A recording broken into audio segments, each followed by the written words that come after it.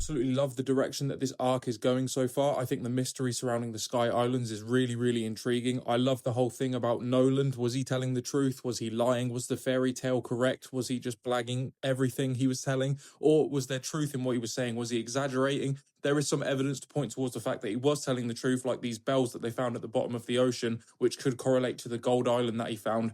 And the other mystery being the last thing he wrote in the book was that he found gold in the right eye of the skull, which, I mean, is super interesting. But it feels like in this arc, there's just constant mystery after mystery, and it's all adding up. And I feel like it's going to lead to something really exciting, that being the Sky Islands and the discovery of, was this gold island real? But the Straw Hats have been told by Cricket they basically have to perform a miracle in order to get to these Sky Islands. So not only do we not know if they exist yet, the way to get to them could potentially be life-threatening, and it might not even work. The way they have to do it is they have to get to these mystery clouds that people barely even know why they exist or how, and they have to hit this massive explosion stream at the bottom of the ocean that will launch them up into the air, which might potentially cause them to come back down, crashing into the ocean and dying. We just don't know yet, but they also have to correctly get the time of it because it only happens 5 times in a month. Basically, they have to hit the jackpot. They have to be luckier than lucky in order to even potentially get to these Sky Islands that we don't even know if they exist yet.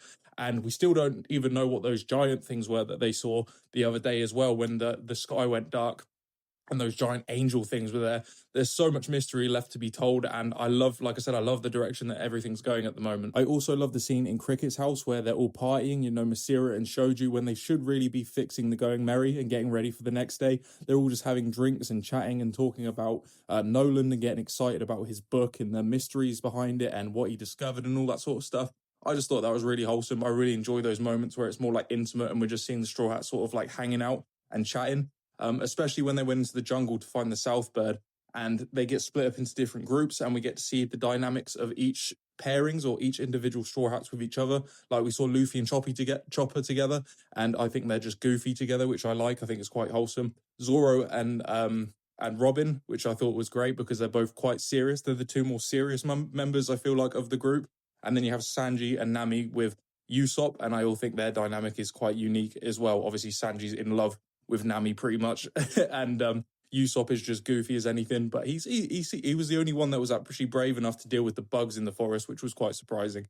But like I said, I just like seeing the Straw Hats sort of individually interact with each other. I always think that's quite fun. But on a more serious note, the Bellamy Pirates have now arrived at Cricket's land, and I'm a bit worried for them because the Bellamy Pirates are obviously a problem. They're notorious for a reason, and I really like Cricket, Masira, and Shoju. And I don't want anything to happen to them because they haven't even discovered the mystery yet of if this gold island exists or not. I feel like that's really important for their characters. I want them to discover the truth. Is it real? Is it not? Was Noland lying? Was he not? I want that to happen. And I'm scared the Bellamy Pirates is gonna completely interfere with that and destroy them. And if they do, I guess it adds more motivation for Luffy and everybody to fuck them up in the future potentially. But I don't know. We'll have to see. But it's scary. The Bellamy Pirates are a problem, man, for sure. But yeah, as always, I really enjoyed this episode, and I can't wait to see if these mysteries get solved or not. I don't know. We'll have to see. But regardless, really good episode, and let's keep it going.